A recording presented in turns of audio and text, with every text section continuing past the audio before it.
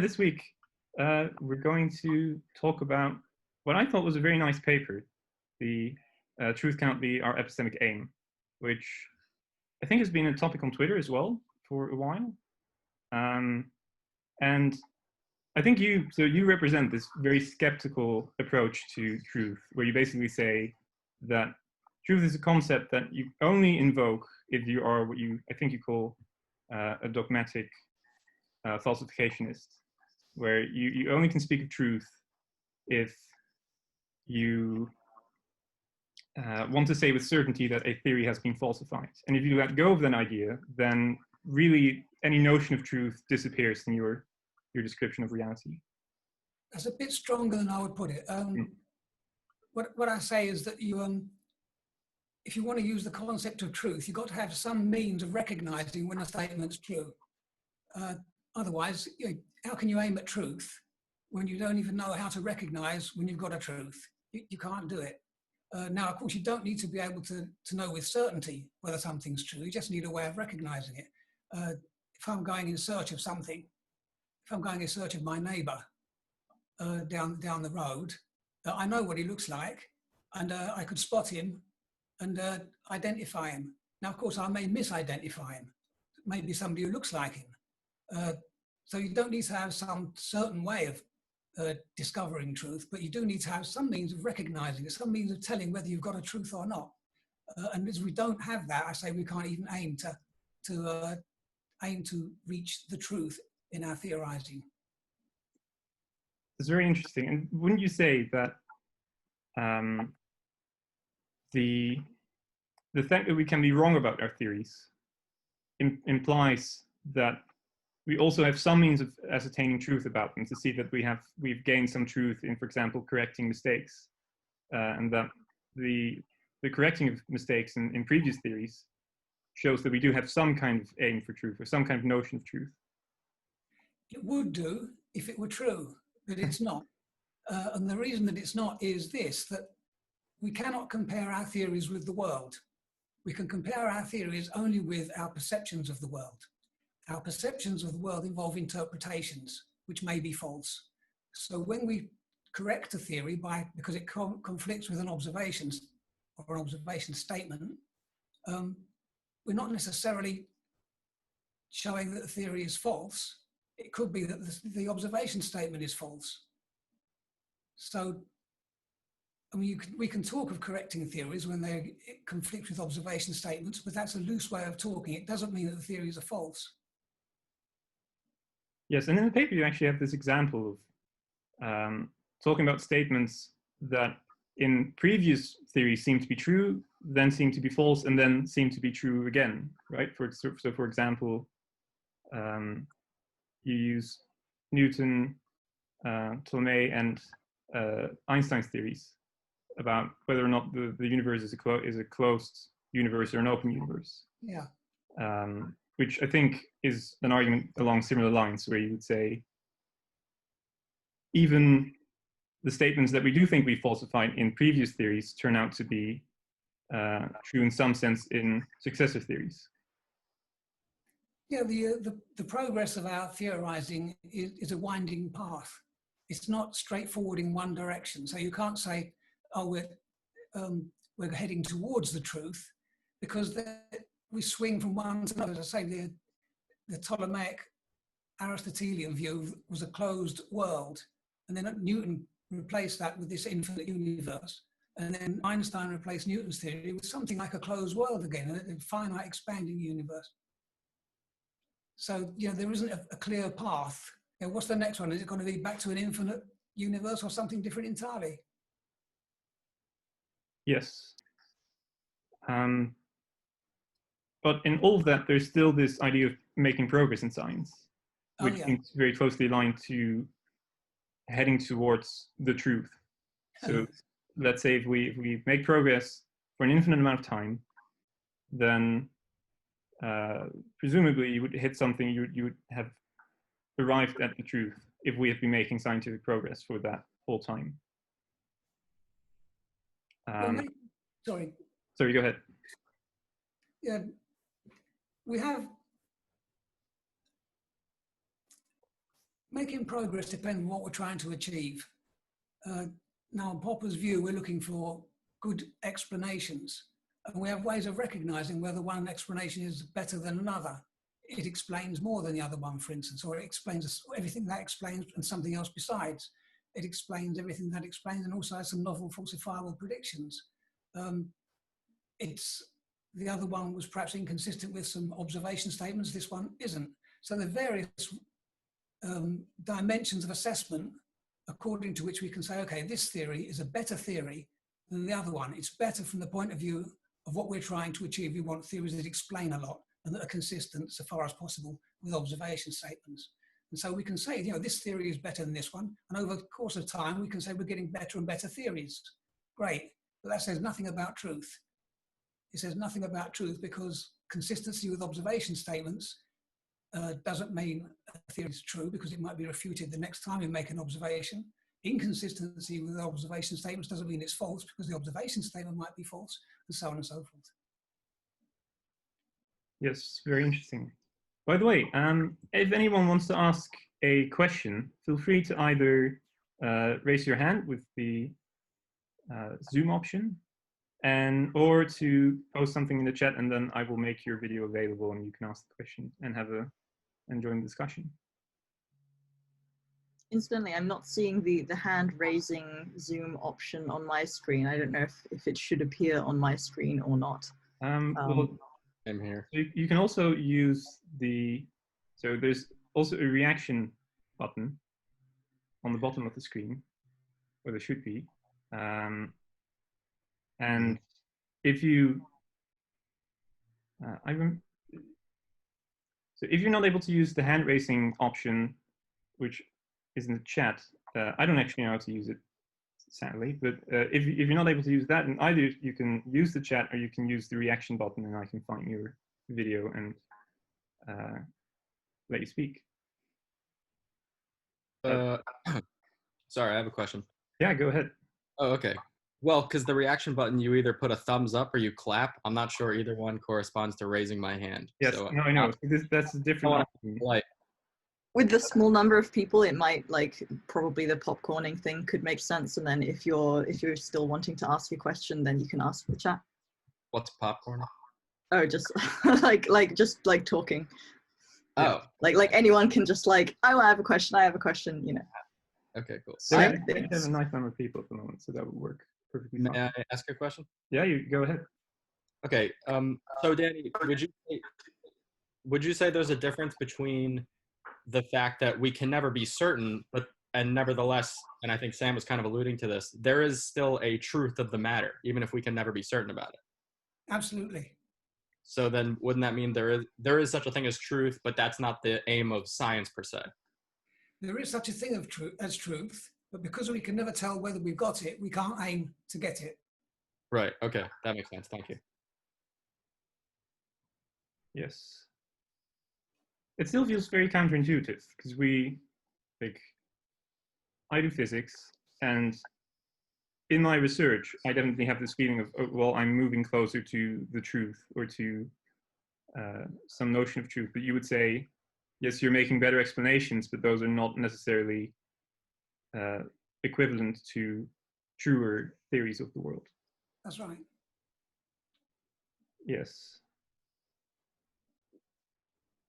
So, Danny, would you say when we make progress from theory to theory,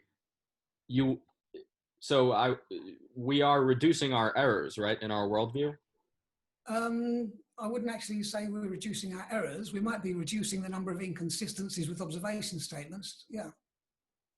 So, but you don't consider that synonymous with coming closer to truth? No, because the observation statements are not necessarily true. They could be false.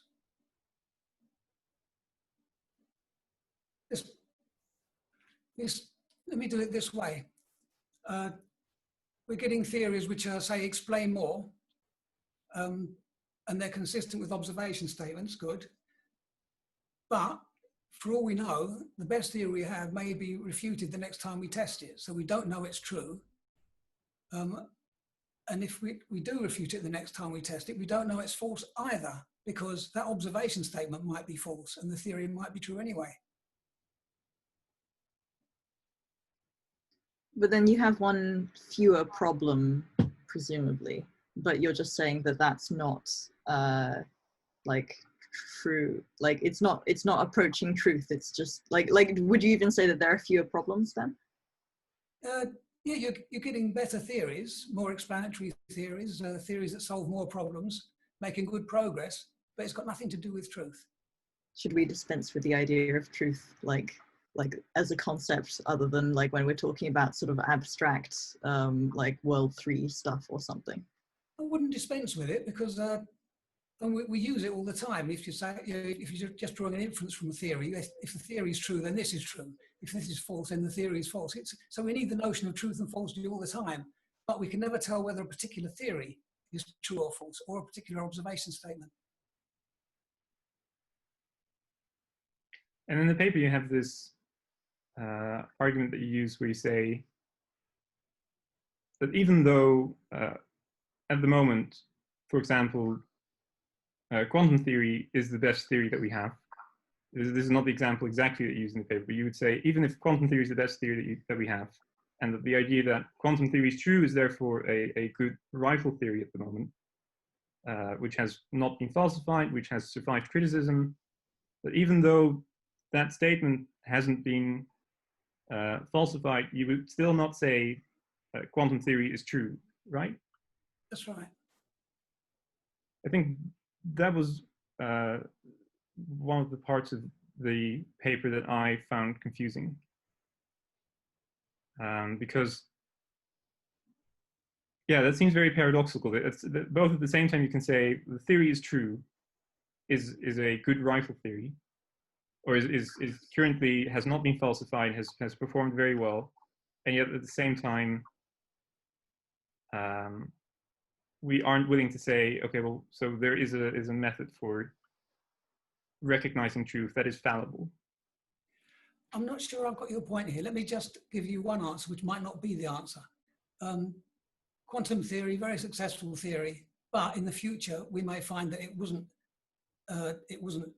as good as we thought, that it breaks down here or there. So we can't say because it's successful, therefore it's true. But were you saying something a bit more than that? Well, I guess that at any point, like, I think there's an issue with scientific realism, where we would like to say that our theories are true, and that the best explanation of a theory is that we have to accept it as being true for the duration that we're using it, that it hasn't been falsified. The trouble with that is that we've been in this situation many times before. We had this wonderful theory of Kepler, which then got replaced with Newton's. And then that was a fantastic theory for 200 years. It was the best theory around. And then that got replaced by Einstein's. And who knows what's coming next? So there's no reason to think that the theories are successful. Yes, but there's no guide to truth here. Those theories all contradict each other, Kepler, Newton, and Einstein. They cannot be true together. At most, one of them can be true, and probably they're all false. Yes. Okay, so does that have implications for scientific realism in that case? What do you think? Because I think we both like to say that they're compatible, that scientific realism is true, that we don't have to assume theories are merely models or something, that there is something they're mapping onto. Scientific realism is used in a number of different ways. If you just mean there is such a thing as a real world out there and theories are true or false according to whether they correspond to it, if that's realism, yes, I agree with that. But a lot of people mean by scientific realism that our theories are somehow true, that they not just that there is truth, but that our theories are true or closer to truth or something, and that I don't accept. I mean, it might be the case, but we can never know it. That's what I'm saying. Yes. And can you explain a little bit more how you think they're compatible? I think you just summarized it very briefly there, but can you elaborate on how you think scientific realism and the idea that truth isn't the aim of science are compatible with one another?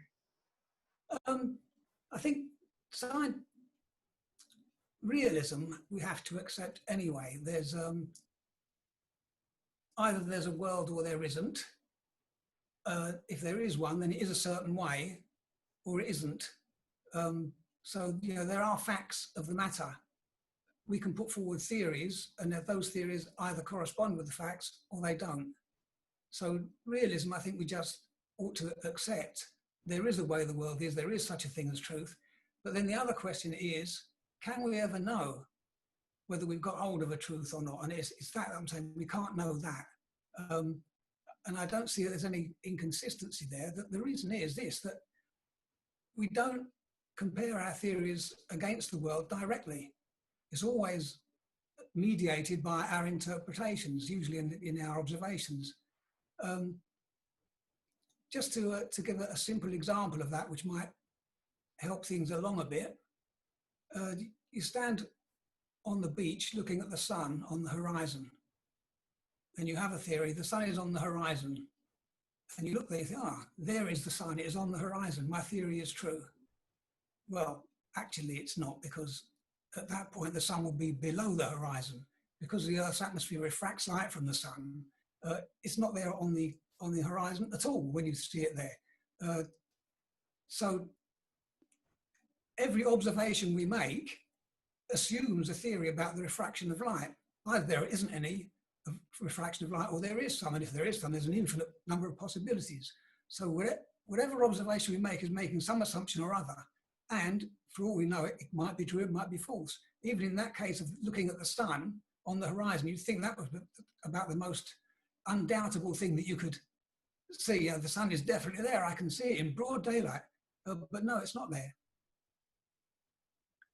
Yes, I think that makes sense. But it's definitely unintuitive.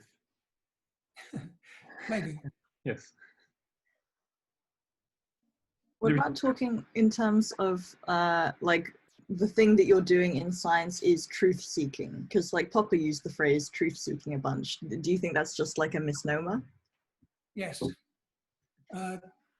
Because we can't, I mean, how can you seek something when you've got no way of recognizing it? You can't do it. What about using truth to denote like the best ideas that we have at the moment about a particular topic? Well, that ain't truth, is it? That's changing the meaning of words. Truth means correspondence with the facts, not. Okay, well, what about like false? What about false? Well, can you say something is false if it seems to have a problem with it and seems to have been falsified? No, not for sure you can't, no. Because, you know, if it's been falsified, it's inconsistent with an observation statement. That doesn't make it false necessarily, because it may be the observation statement that's false. So when you're talking about like, okay, I've got these bunch of theories and these two have seemingly been refuted by experiment and this one seems to be fine. Like, is there an easy way of talking about that? Like is it worthwhile to just completely strip truth from your vocabulary when you're talking about that? Or would you say, well, like those two are false and this is the, like fallibly, like, you know, not for sure, certainly, but as far as we can tell, they are false? I wouldn't like that way of speaking about it. Those two theories are inconsistent with observation statements, so they're not standing up as well to criticism as the other theory. Seemingly inconsistent with observation statements, though. Sorry? Seemingly inconsistent with observation statements. Because you can't even say that they are inconsistent with observation statements with certainty by this standard. We can't say anything with certainty, but we always have to make, you know, we do make statements on the basis of. So why can you say it's, sorry. Different things in different cases, like an observation statement. We're never certain that it's the sun there, but when we say, oh, it's a sun over there, it's because we can see the sun, you know, other people can see with us, oh yeah, that is the sun. So there are facts that we're sensitive to in making the statement, but they don't guarantee the truth of the statement. And it's similar for the consistency thing. You can do a derivation to show, this is inconsistent with this one. But then of course you might have made a mistake in the derivation. Yeah, you might have done. And you can check it, but in the meantime, we'll go with what we've done. So what's the difference between saying this theory, like these two theories are inconsistent, and saying this theory has an error, namely that it is inconsistent with that theory? These two theories are inconsistent with each other. It doesn't say anything about truth or falsity. Okay. This theory is contradicted by an observation statement. Again, doesn't say anything about truth or falsity. By the way, you may be mistaken that they're inconsistent. Yes. So really, if you're not allowed to say a theory is true, you're not allowed to say that two theories are inconsistent. By that standard, you're not allowed to assert anything. Yeah, that's what I was saying. Yeah.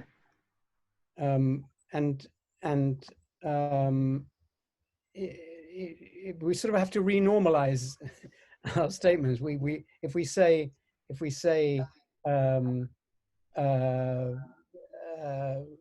when Columbus was trying to find India, he actually found America, or something like that, or America exists and is there, and so on.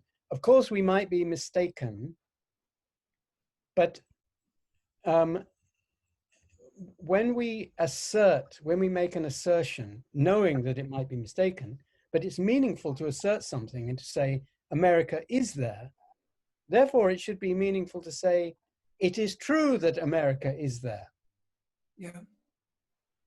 Okay. So, this is the point I actually deal with it in the paper, which I agree it's equivalent to say America is there, and it is true that America is there. It's equivalent to say this theory is the best that we've got. So it is true that this theory is true is the best that we've got. Yes. But my general approach is to say that when we accept a theory, or when we accept any statement, we're accepting it as the best that we've got. We're not accepting it as true. So when you say, well, here's India, it is true that here is India. Yes, we accept both of them as being the best that we've got because they're equivalent to each other. If we accept one, then we accept the other one. But we're not accepting either of them as true. So I accept that's India is true. I accept that it is true that is India as the best that we've got. I don't accept it as true. Yes. So if we're Popperians, when we say anything such as America is there or something, we are tacitly saying, to the best of our knowledge, America is there. And therefore, when we say, what is science about? Is it about, when we say, when people say, and I think when Popper said, science is the pursuit of truth, you don't mean, for example, Popper couldn't possibly have meant it's the pursuit of justified truth or incontrovertible truth or certain truth. So what did he mean? He meant we're pursuing truth in the same sense that I'm asserting that America is there, like tentatively asserting it. And we're tentatively pursuing truth without ever thinking we're going to find it. Does that statement make sense? Like how can you pursue something that it's impossible to find? Danny's point would be, how do you couldn't even see it if you find it, because there's no criteria for observing it or for. Yes. Well, I don't think we should contradict that. We couldn't recognize it if we did find it. I think that's perfectly consistent with saying that we're looking for it. Say we're looking for a unicorn, and we're traveling the world looking for a unicorn, and then if we find this horse-like thing with a horn, we don't know for sure that's a unicorn. We might be mistaken. We could find them and breed them. We might still be mistaken. We might always be mistaken, and we might still be in pursuit of a unicorn, while knowing that we couldn't possibly recognize one for sure, even if we did find one. But you can recognize a unicorn. You can't recognize one for sure, but you've got a picture of what a unicorn looks like. We have no picture of what truth looks like. We've got no idea at all of what truth looks like. We know what good theories look like. We know what less good theories look like, but we do not know which ones are true and which are false. There are no properties of a theory that linked directly or in any way that we know to truth or falsehood. Well, no, it's not. They're not linked directly, but they're linked by the fact that we assert that they are true for a reason. Namely, we have found the rival theories untenable for the moment, tentatively.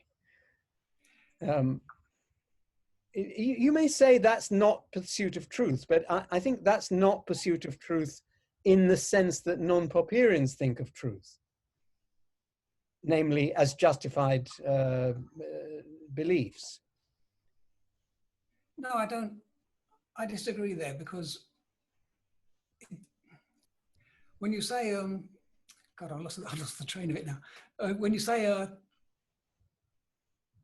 this theory explains a lot more than these others, and these others have failed the empirical test, therefore we recognize this theory as better, yes.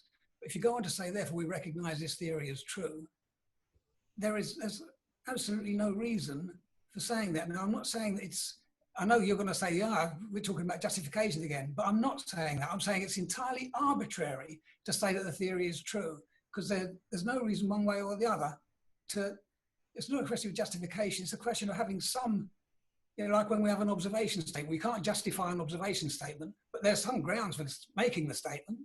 In the case of truth, there are no grounds for saying that this theory is true because it's a good explanation, it explains more than another one or whatever. There are no grounds at all. Is because you think that explanatory power is logically disconnected from truth. Right? That's one of the, yes. And this is different for observation statements. I would have thought the same criticism applies to them. Yes, that's what I was saying, but explain a bit more.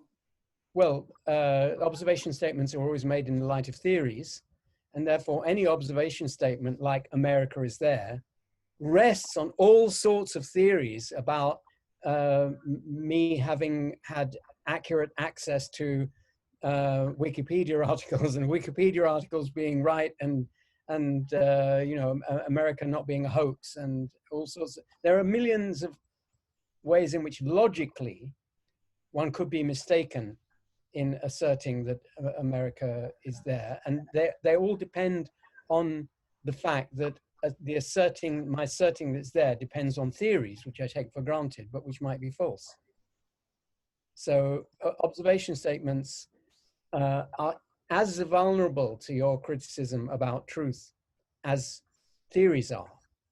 Yes, absolutely. But there are still reasons for accepting an observation statement as opposed to another, because on the basis of the way things look. Similarly, there are reasons for accepting one theory is better than another on the basis of how explanatory it is.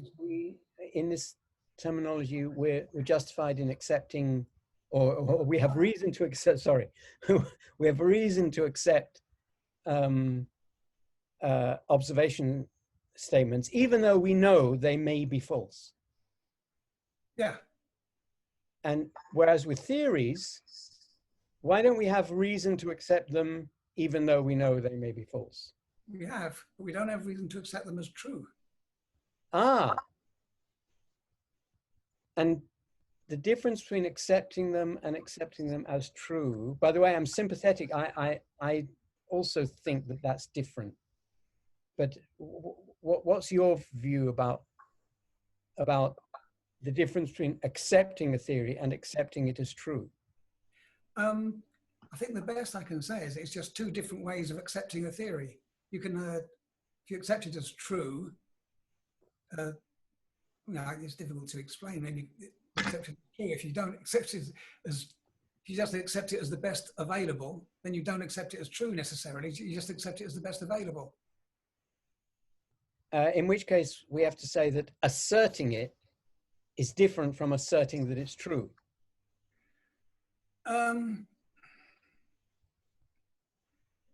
You need to be careful there, because the theory equivalent to the T, P or whatever is equivalent to it's true that P. So if you're asserting P, effectively you're asserting it is true that P. But I suppose I need to distinguish a notion of asserting as true and asserting as best currently available. It would crop up there as well, wouldn't it? Yeah, well, I think I agree with you, basically. It may not be the right place to discuss it. I think that truth isn't a property of statements at all. It's a property of propositions, which are abstract things which we can only ever represent imperfectly. So when I make a statement or an assertion, that's just a physical process. It's sound coming out of my mouth. Sound coming out of my mouth can't be true or false. I interpret it as a proposition, but that interpretation is fallible. So I can never grasp the proposition and examine it for whether it's true or false. But the proposition can be true or false. But a statement, an utterance, an assertion can never exactly, infallibly represent the proposition that it claims to represent. That's, sorry, I'm just going off at a tangent now. Yeah, I agree you are interesting, but going off at a tangent. Yeah. Very interesting point. So doesn't that raise all kinds of questions about propositions and in what language these propositions would then be represented, or whether it matters in which language they're represented, to kind of keep going on tangent? There are formal languages which correspond to mathematical objects, and then there are statements claiming to represent the formal language. I see. So you just repeat the same procedure for. Yeah. Yeah, we're always at least one level removed from propositions, and propositions are the only things that can be true or false. Utterances and assertions can only be approximations to that. And approximation is the wrong word, because approximation suggests that they are necessarily close or whatever. They're not necessarily anything. We're just guessing that they represent this abstraction, the proposition, which itself would assert something about, say, the world, the physical world. Yes. Which, that sounds very much like Popper's World 1, 2, and 3, like a world of abstraction. Yeah, I've never understood that, so it may well be the same. Yeah. Danny, does your view differ from David Miller? Because I got the impression he does think that you can like falsify things, like you can definitely kind of say things are false or something like that. I don't know if you're. It seems to. In the paper that I wrote, I discussed David Miller's views, and well, I say it seems to slip into dogmatic falsificationism. At various points, he seems to assume that if a statement's refuted, then it's false, which of course is not necessarily so. David Miller would no doubt object to that, but if you read his statements, that's what it seems like to me. Yes, I do think, I think in general, this is kind of a discussion that's going on for Popperians, where we really like this notion of truth, but naive interpretations of what it means can get you into trouble very quickly, because you can, for example, talk about it as if it's justified truth, or as if you can justify falsifying theories, which then, as you said, brings you into, I think you call it dogmatic falsificationism, right?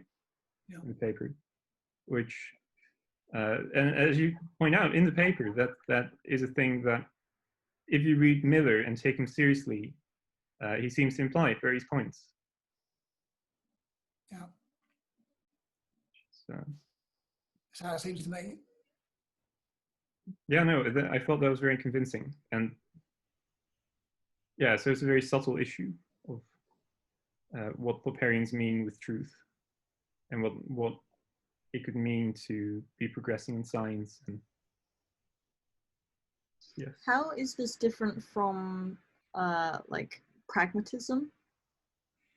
The main difference with pragmatism, I mean, the Popper's view and pragmatism are very close in some ways. The main difference is that the Popperians do not identify truth with what works. The pragmatists just say if it works, then it's true, which is, you know, I've got no time for that kind of thing. That's just a sleight of hand. But yes, Popper's whole scheme is very much in the same sort of vein as pragmatism.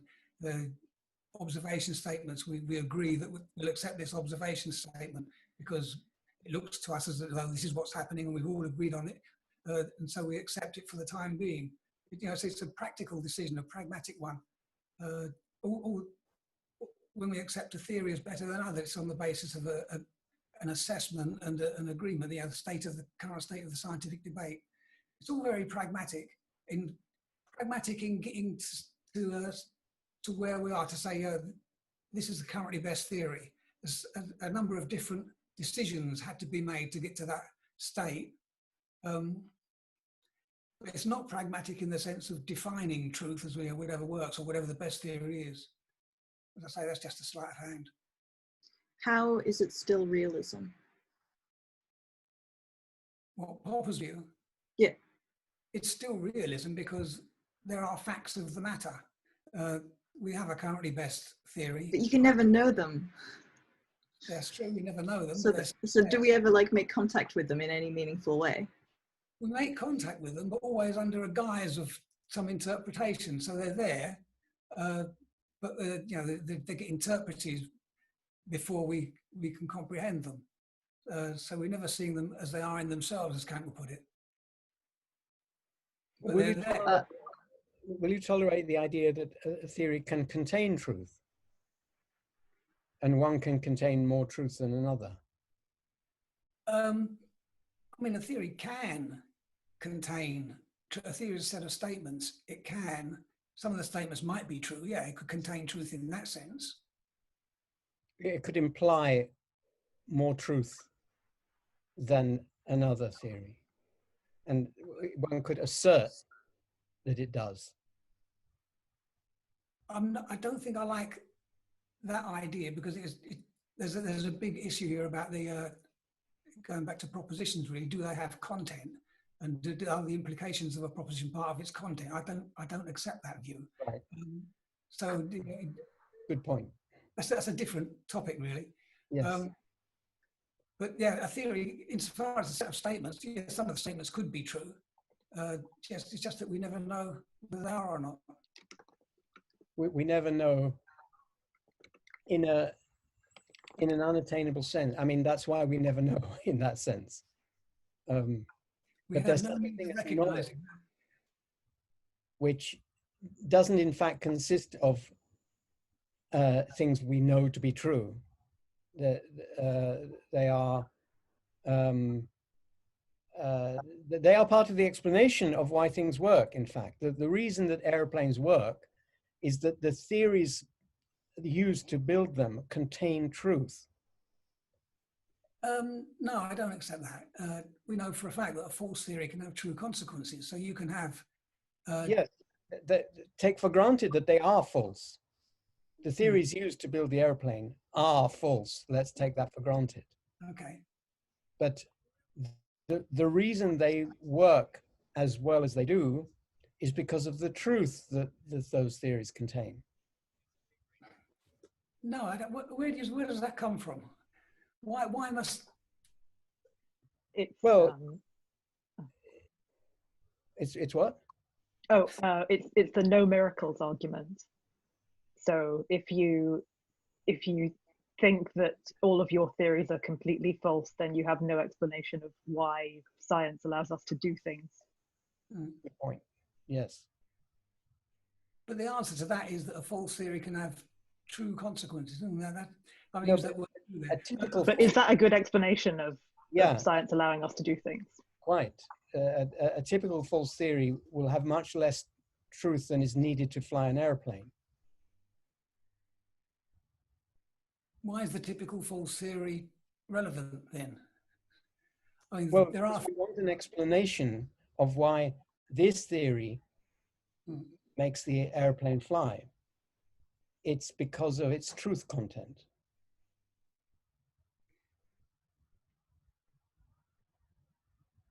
No, I don't accept that. It's not. I mean,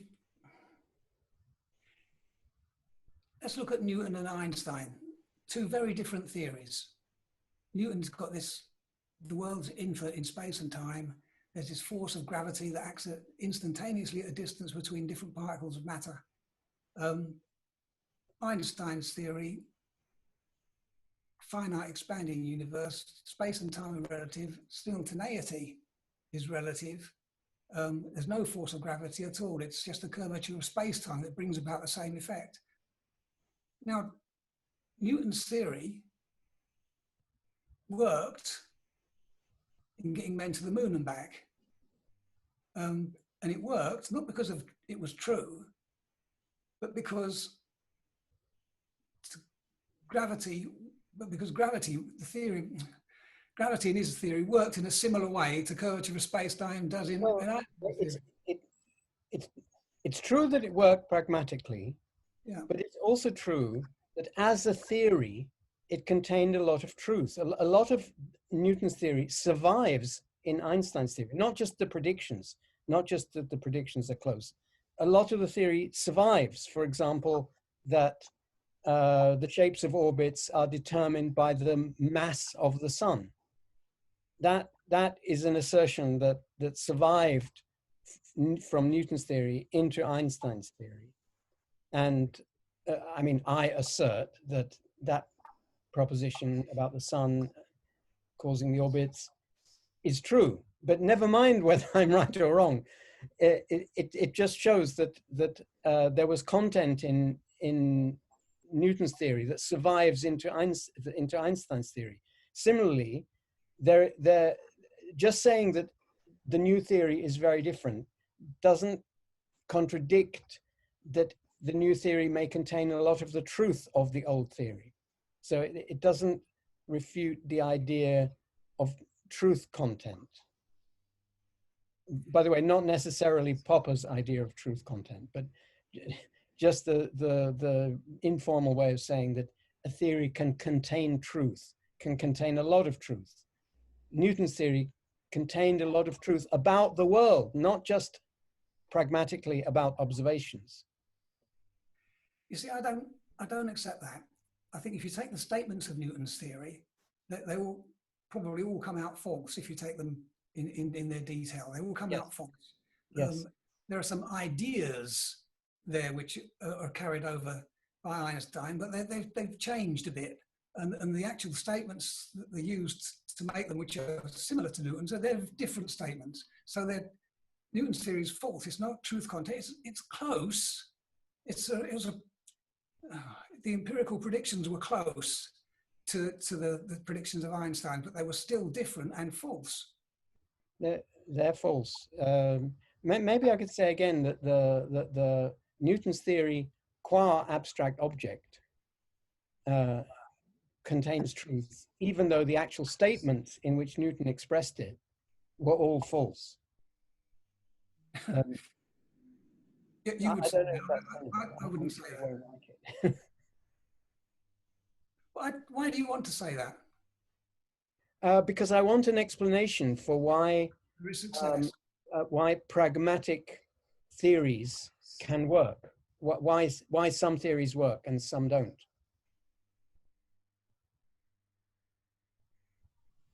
That's because they're false, but the falsehoods are approximately right. Yeah, I don't Ah, want to say approximately true. Approximate truth is falsity anyway, but they're approximately right in some way. yes, yes. Well, that's all I want to say. I mean, the words we use to express that idea are going to be imperfect anyway, no matter how hard we try. but there might be some actual agreement, even if we can't settle on a form of words. More or less. More or less. There's a question in the chat. What about mathematical statements? Would you say that 1 + 1 = 2 is true? Now, this is a good point. For the most part, when I'm talking about these things, I'm talking about empirical science or empirical theories. But when it comes to maths and logic as well, I think we rely on our intuitions as to whether something is a logical truth or a mathematical truth. But those intuitions may well be false. Now, in recent years, there have been a whole load of deviant logics produced where familiar and well-entrenched rules of inference have been discarded.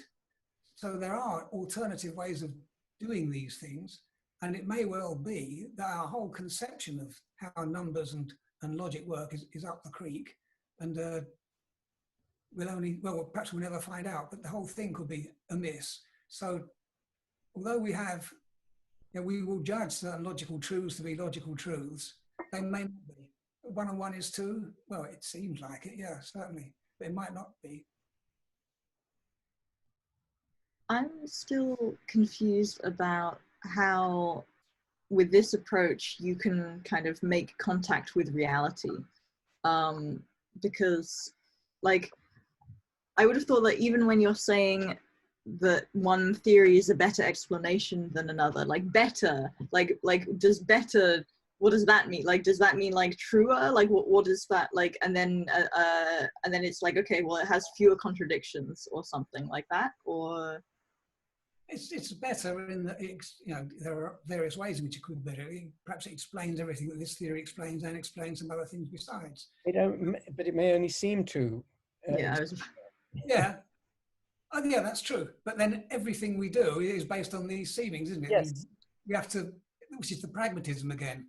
Like when we accept an observation statement, there's no guarantee it's true, but we agree that we'll accept this one because we can all think we see the same thing. why are we okay with seeming? Sorry? What? Why are we okay with things seeming to explain things or seeming to I don't know, have less contradictions? We have to stop somewhere. If you say this statement here is inconsistent with this other one over there, and you can say, well, I can show you why they're inconsistent, and you produce a derivation and you show it. Then, of course, that might be mistaken. It might be that the logic is faulty. They're using a rule of inference that ought to be replaced in a better logic. All those things might be true. But in the meantime, we're sticking with what we've got because we start from where we are and then we improve things as we go. Do you think truth is a valid concept anywhere? Yeah, I think truth is a valid concept. It's just that we can't recognize when we've got it. So why is the concept of truth useful? It's useful in many ways. We, as I say, when you want to derive consequences from a theory, you're saying that if this is true, then that is true. The notion of truth is important in criticism. If you're trying to criticize theories, you derive a consequence from it, say, oh, this consequence is false, therefore the theory must be false, if the consequence is false. So the idea of truth and falsity there's nothing wrong with them, and we do make use of them. The only problem is that we can't actually tell whether, for any given statement, whether it's true or false. So we're always making assumptions. Sorry. Wouldn't a more accurate terminology be, well, this follows from that, instead of, well, this is true if that, or this doesn't follow from that? Well, it would have to be, this seems to follow from that, and so on, right? In infinite regress. So we can't go that route. No, you don't want to go into an infinite regress, but we don't need to either. if we produce a derivation, here's P, here's derivation, there's Q. P implies Q. People can check the derivation, we're happy with it. Somebody else then can start raising problems about it. Well, what about the rule of inference you've used there? Perhaps that's not a sound one. Then you're starting off on another inquiry. But if nobody raises that question, then you don't address it. Not problematic, so you don't address it. Yeah. I mean, ultimately it's problematic, but it's not being raised as a problem now, so we don't deal with it as a problem now. Yeah, it could be a problem in a different context, Yeah. where you're talking about the foundations of mathematics, something might be problematic. When you're talking about whether the local chemist is open, it might not be. Yeah.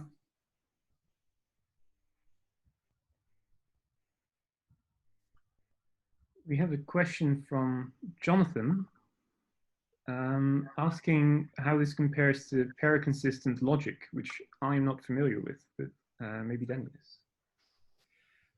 I'm not that familiar with paraconsistent logic, but paraconsistent logic is a possibility, isn't it? There are people who've developed these systems of paraconsistent logic, which allow for some contradictions to be true, or at least dialectic logic allows for some contradictions to be true. I don't actually go along with that stuff myself. I prefer classical logic, but it could well be in future that it turns out that further research in logic shows that actually some sort of paraconsistent logic is better than the one we're using, in which case we would move to that. So I don't have any hard and fast opinions on it, but for the time being, I'm happy with classical logic. It's unproblematic for the time being. Yeah. So is it true? Yeah. For sure. But I'd say it's harmless to say that we do know it's true. It's harmless to assert that. Yes. I think I actually have a question about David's conception of truth content of a theory. So earlier on in the discussion, you brought up this idea that certain concepts of Newtonian mechanics survived into relativity. And you said the truth content of that theory survives into the successor theory.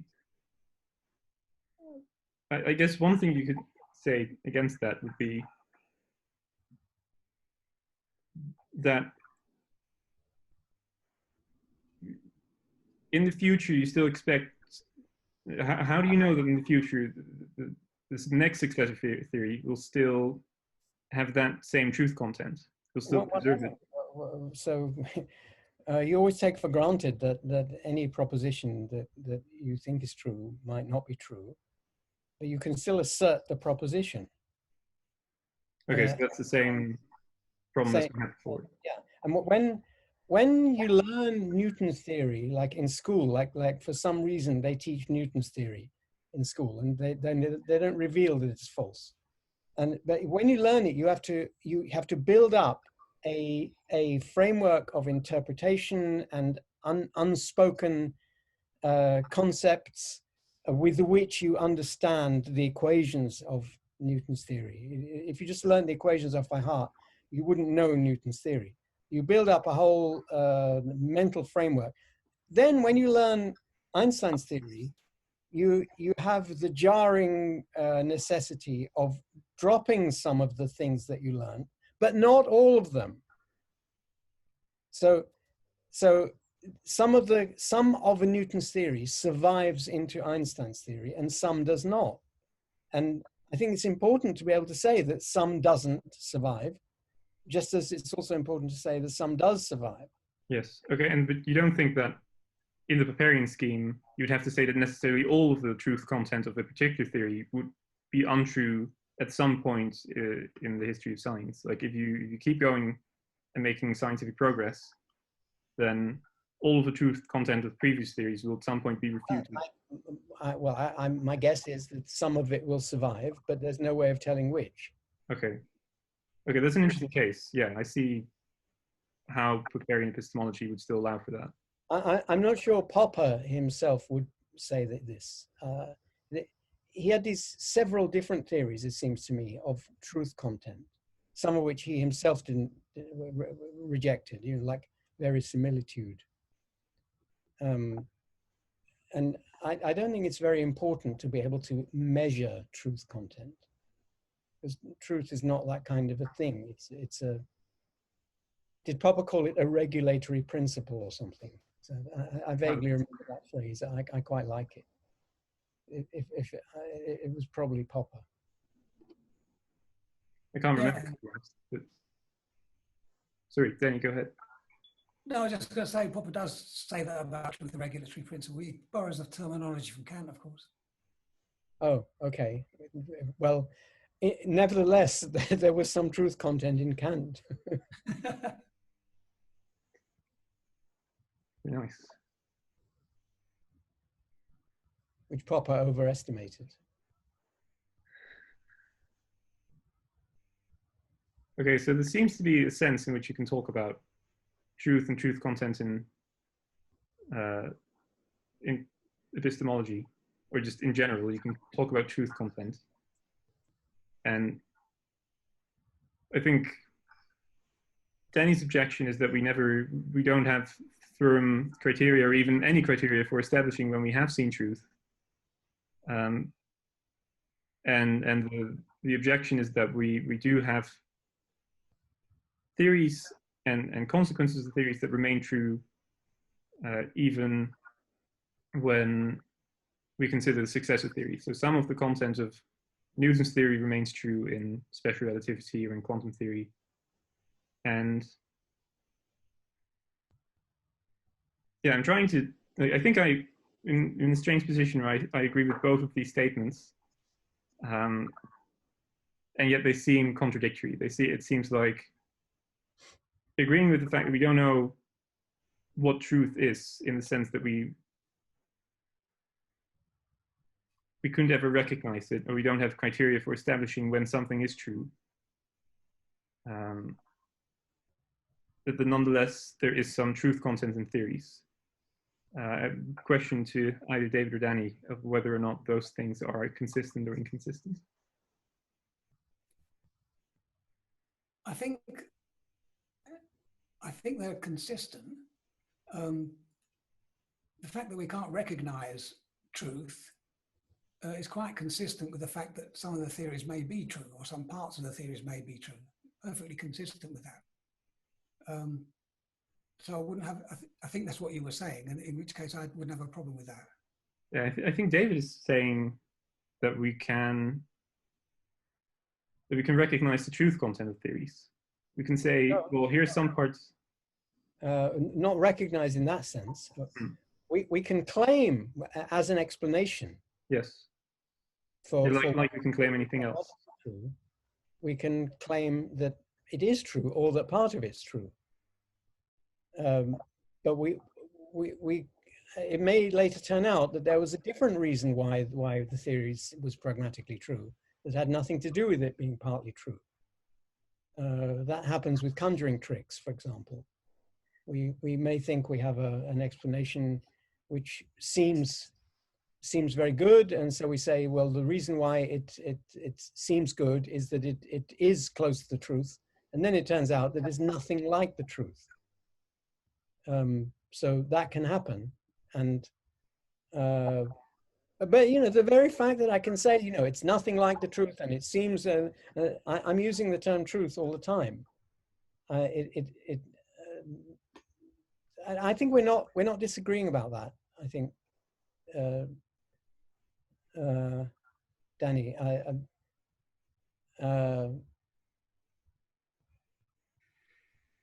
are we?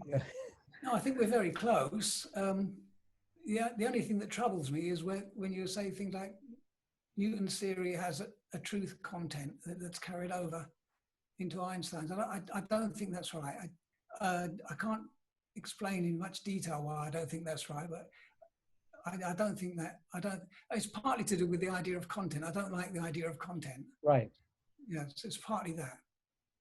So you don't even like the idea that Newton's theory has content, which is carried over into Einstein's theory? It has content in the sense it's a set of statements, so it has content in that sense. But I don't like the idea of logical content. No, nor do I. Yeah, the theory has logical implications, of course, which is what Popper calls logical content, but it's a Yes. mistake to conceive of those No, implications. the content, in the sense I meant, is what I said. It's the content that survives is the content that you don't have to have trouble changing your worldview over when you learn relativity. Mm. The part that doesn't survive is the part where you do have trouble changing your worldview. Is there any part that really does survive? I mean, there are parts that because it all gets twisted, doesn't it, when you move from the one to the other? Yeah, well, you twist something about it survives. It, you know, I can twist a piece of rope and it doesn't turn into a beetroot. Yeah, okay. Seemingly. Seemingly, right. It's interesting because it also relates to what does it mean for a theory to approximate another theory. So, for example, general relativity is in some sense completely incompatible with Newtonian mechanics, because for one thing, there isn't such a thing as a force of gravity, and Newtonian mechanics supposes that there is a force of gravity.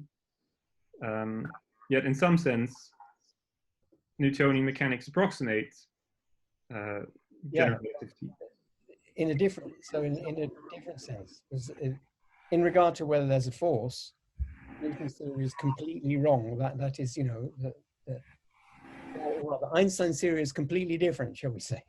It says there isn't a force. Newton's theory says there is a force. Newton's theory, however, said there are orbits.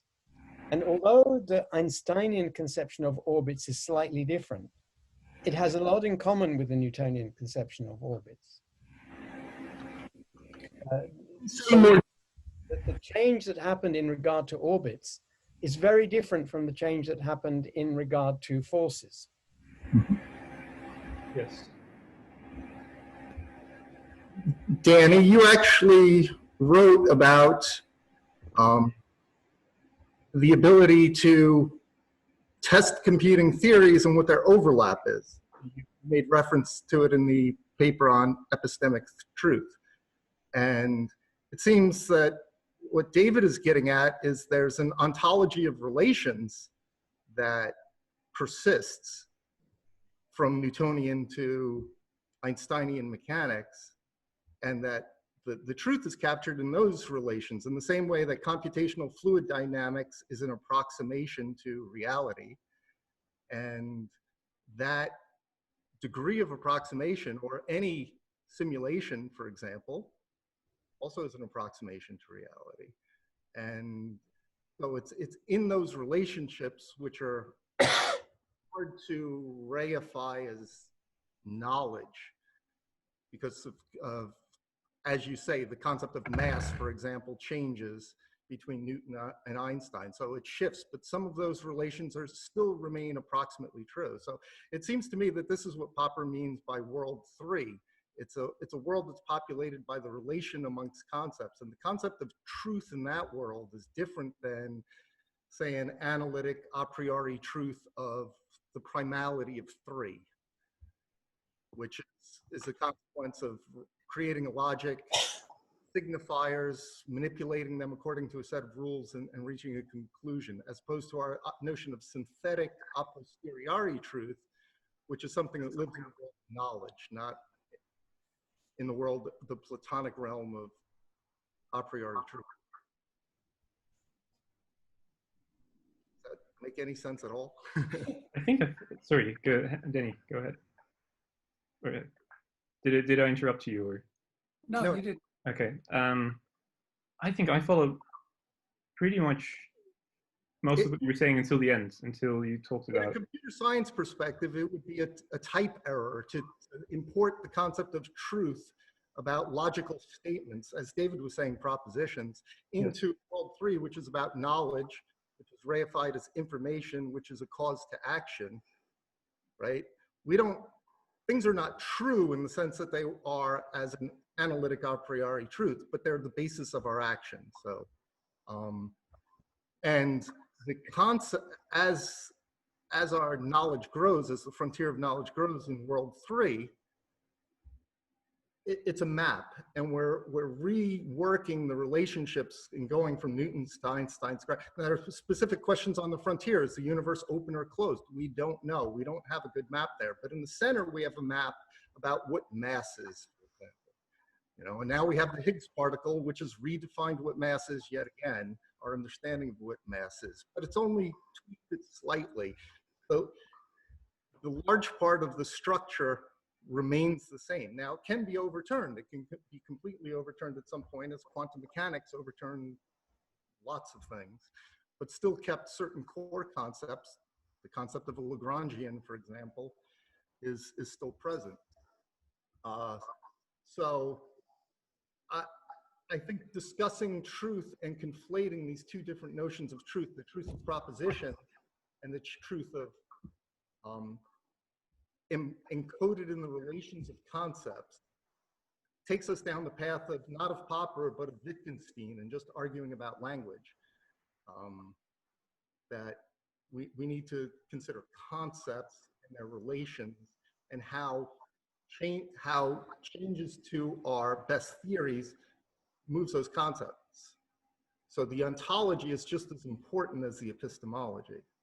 And we don't really have good terms for talking about ontologies. I would say it's a neglected area.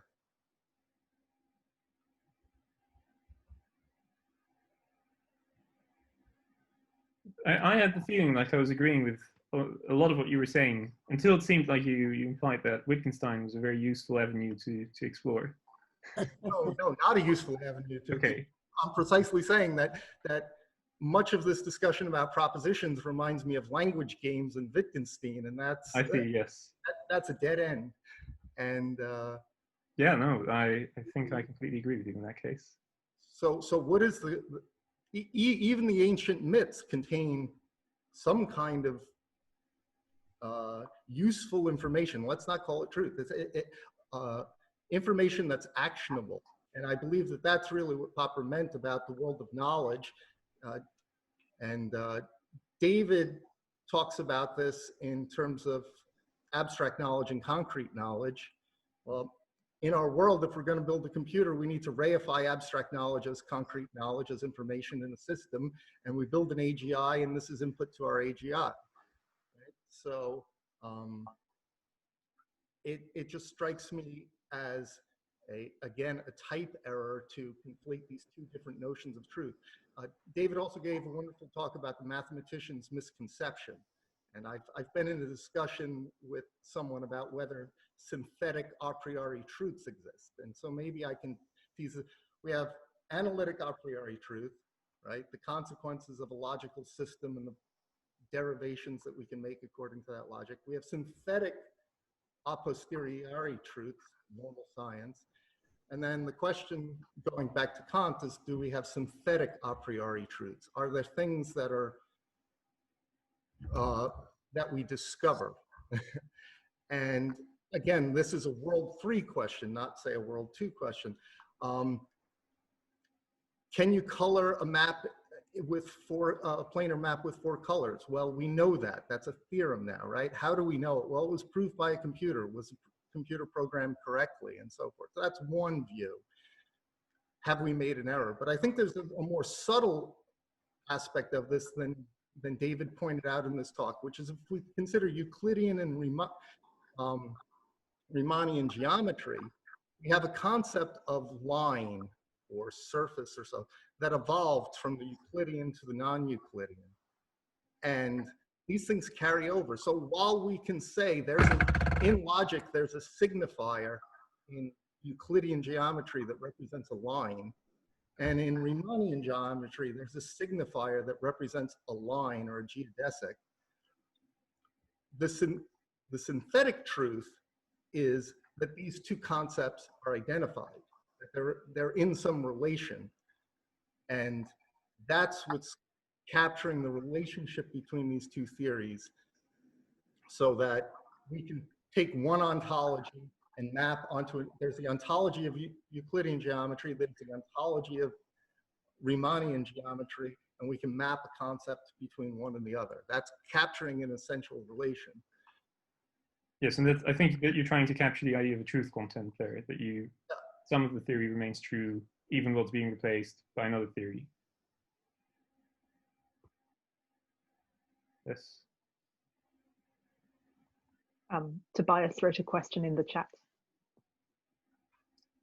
Yes, isn't the resemblance between Ptolemaic and relativistic cosmology only superficial? I think this is alluding to an example that Danny uses in the paper about whether the universe is open or closed. And I think you say in the paper, Danny, that the universe appeared closed in the Ptolemaic view, then seemed open in the Newtonian view, and then seemed closed again in the general relativistic theory. And so you say, well, this notion that the universe is closed seems true, then false, then true again, which is a sign of infallibility. And I think what is being pointed out here is that in the Ptolemaic view, saying that the universe is closed is very different from how that statement looks like in general relativity. So isn't the comparison superficial? Well, it's not an exact comparison, that's for sure, but there are similarities. And the only point of the example is to show that the picture of the world that we're getting from the successive theories, it changes substantially.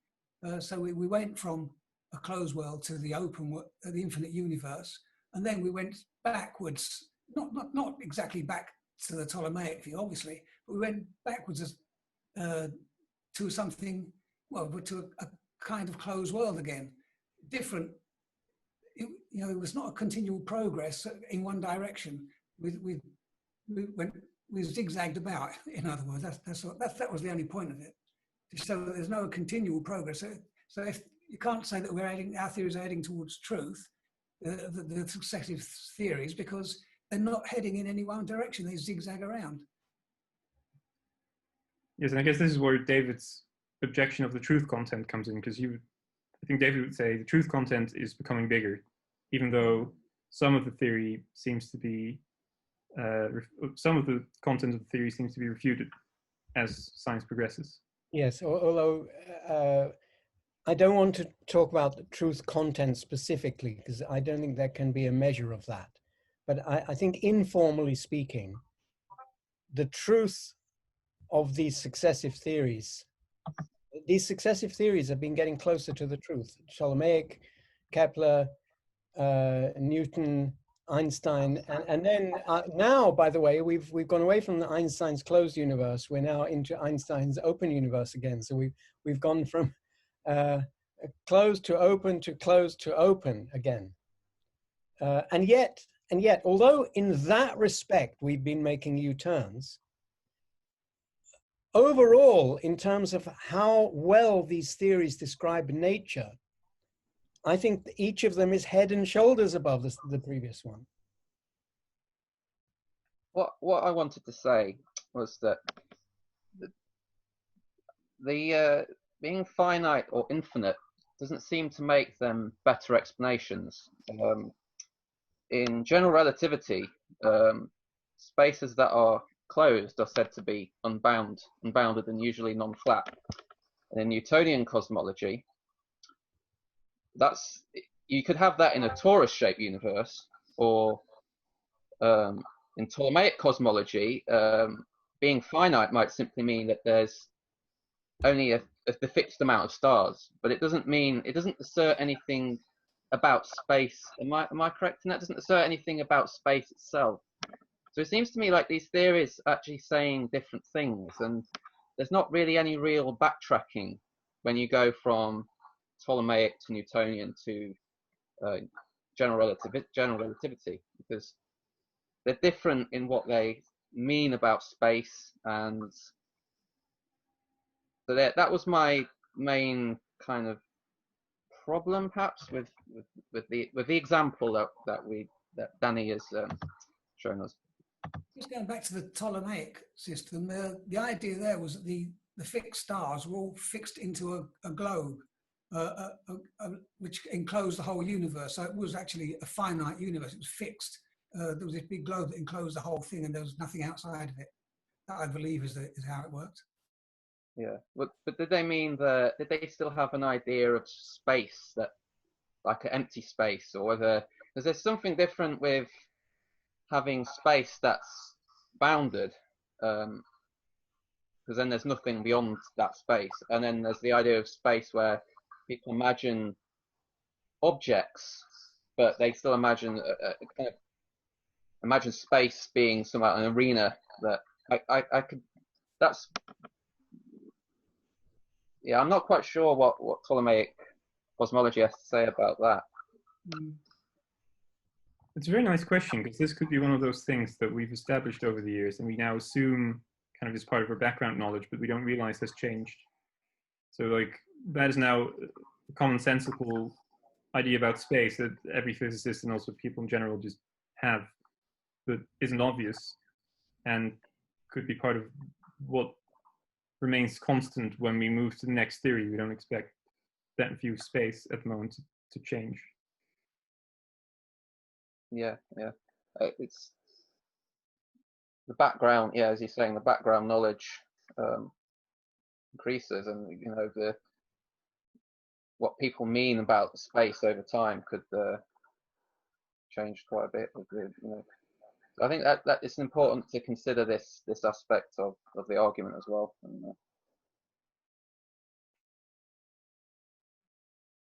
Yeah, no, it's an interesting point. I like it.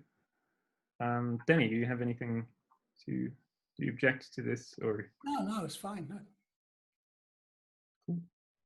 By the way, we have another 10 minutes left, after which the event is over, but anyone who hasn't asked the question yet but wants to, feel very free to engage with the conversation. Yeah, so Danny, so if I understand correctly, you're saying that truth shouldn't be the aim of our science. Do you have any suggestions what it should be? Is it just better explanations, or? Yeah, better explanations, which was actually Popper's view at one point.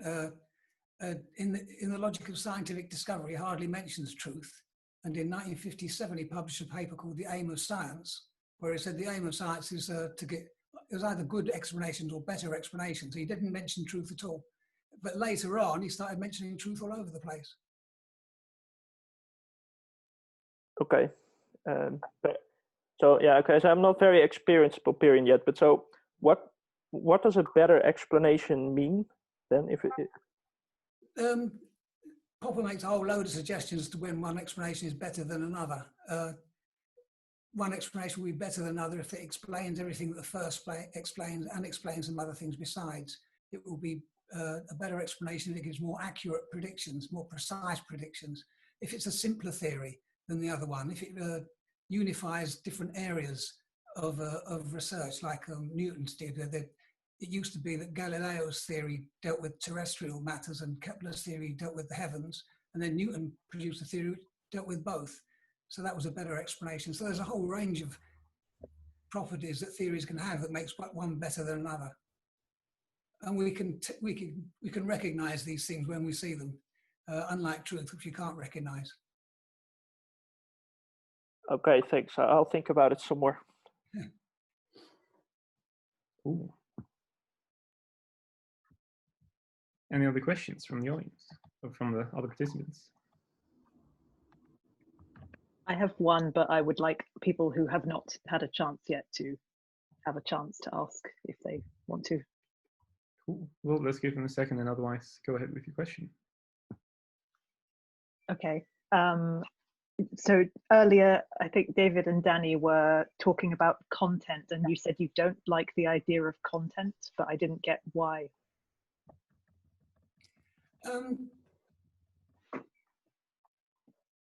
I think it's misleading. Every proposition has logical consequences, for sure, but to call them part of the content of the proposition suggests this picture that they're all there, locked up in the proposition itself.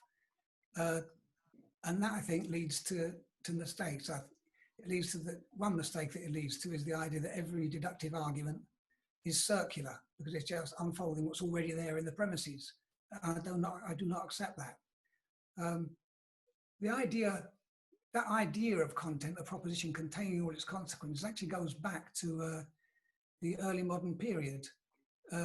People like Gassendi and Descartes and so on, they had an idea of what concepts were. They were basically ideas which had parts, and the concepts were actually inside one another. You could take concepts apart, pull them apart, and a proposition was just a combination of concepts.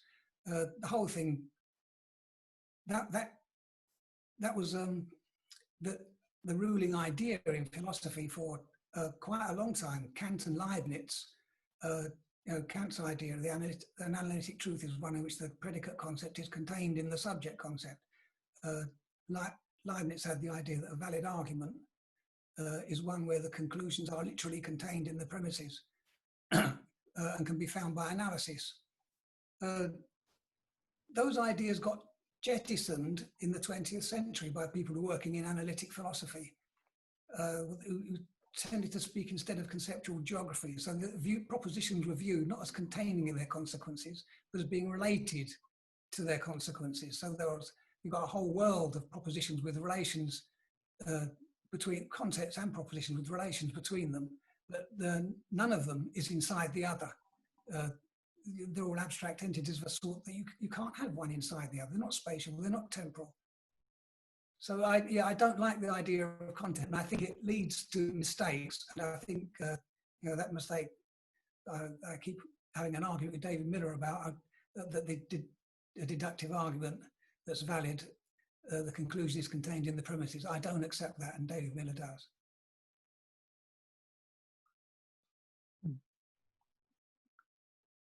I think, so one question I have about that, you said statements aren't physical or temporal, they can't be contained in that way. Is that metaphorical, or do you mean, because that doesn't seem part of the view that people have, right? What's the difference between saying that a statement is implied and has this relation of being implied by another statement deductively, and it not being contained, and it being contained by the statement? If one statement implies another, you've got, I prefer, like David Deutsch there, to talk of propositions. If one proposition implies another, there are two propositions. One of them implies the other one. Propositions do not exist inside each other. It is not the case that the implication sits somehow inside the proposition that implies it. They're not that kind of entity. But it's that analogy, that analogizing of propositions to spatial entities which you can move or that can be pulled apart, or you can pull a proposition apart into its component concepts. So that whole idea, I think, has led to a lot of errors in logical theorizing. And the one of my particular bugbear is the idea that in every valid deductive argument, the conclusion is contained in the premise. I think that's just false. Yes, I see what you mean, and it's nice because the metaphor, which I didn't understand, is actually what you're disagreeing with as well. You're saying that is the commonsensical view that is somehow contained, that statements are contained within one another, like physical things can be contained within one another, and that's not true. There's multiple statements and relations. Yeah. Now one has to be careful, because when we express a proposition, we use a sentence, and a sentence, of course, does have parts. And different concepts are represented by different words in a sentence. And I think that's probably part of what misled people. Sentences do have parts. Compound terms do have parts. The concepts that they represent do not. Anyway, that's another discussion. Great, very nice. We have time for one more question, and then we have to go, I'm afraid.